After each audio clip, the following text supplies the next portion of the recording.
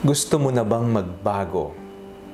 Ako po si Father Fiel Pareha at ito po ang ating segment, ang Daily Devotion, na kung saan tayo po ay magdarasal, magbabasa at magninilay kasama ng salita ng Diyos sa buong taon.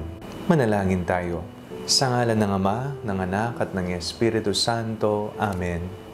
Halina, banal na Espiritu, liwanagan mo ang aming puso at isip, nang maunawaan at may sa buhay namin ang iyong salita.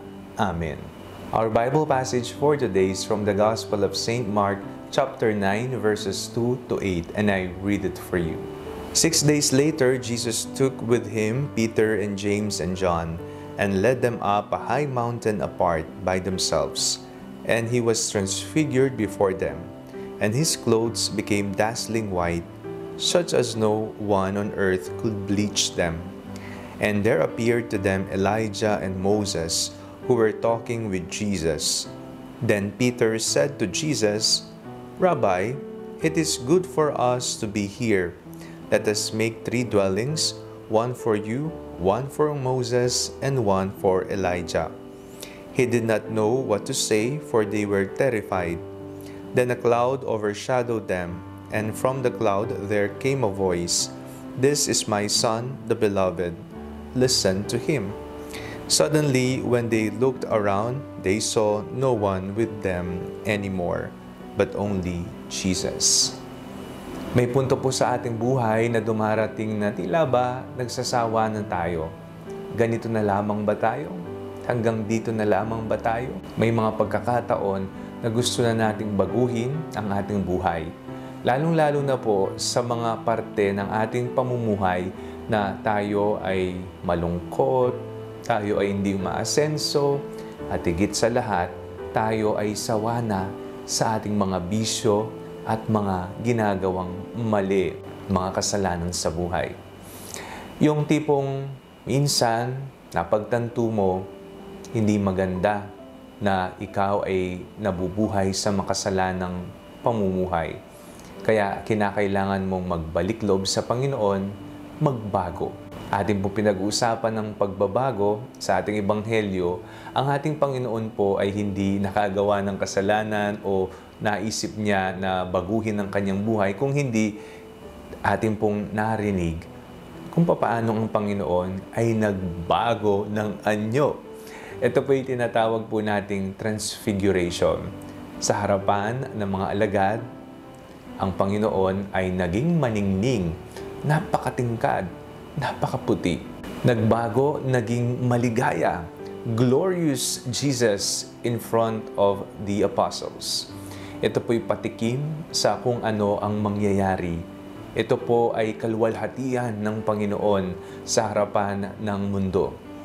Pero alam po natin na bago mangyayari ang kaluwalhatian, ang muling pagkabuhay ng Panginoon, daranas ng paghihirap, siya ay mamamatay, siya ay pagbibintangan, siya ay ipapako sa krus. Ito po'y mapapansin natin sa dalawang kasama ng Panginoon sa Transfiguration.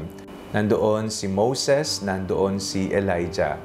Si Moses po ang sumasagisag sa utos sa batas, at si Elijah naman po ang sumasagisag sa mga propeta, Law and the Prophets.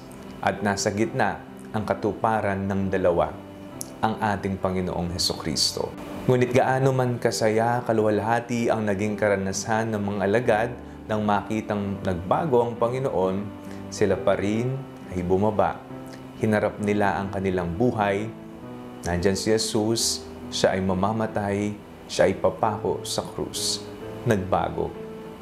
Nagbago ang Panginoon, naging maningning at maluwalhati. Tayong lahat po ay nanyayahan na magbagong buhay. Pero lagi po nating tatandaan, there is no shortcut. Hindi po natin kailangang i-sugarcoat o kaya naman ay huwag nating harapin.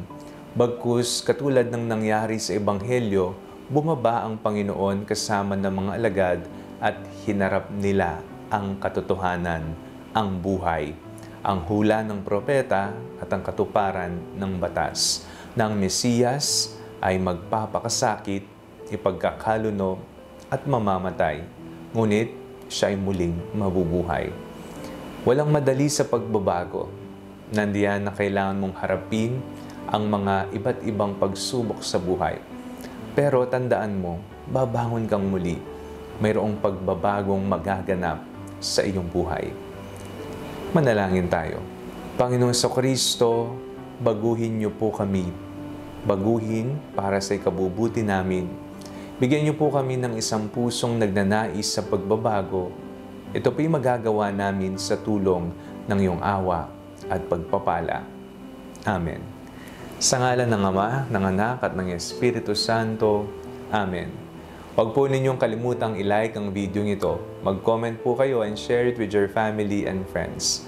Ang Panalangin Bago Matulog ay may sariling Facebook page na po.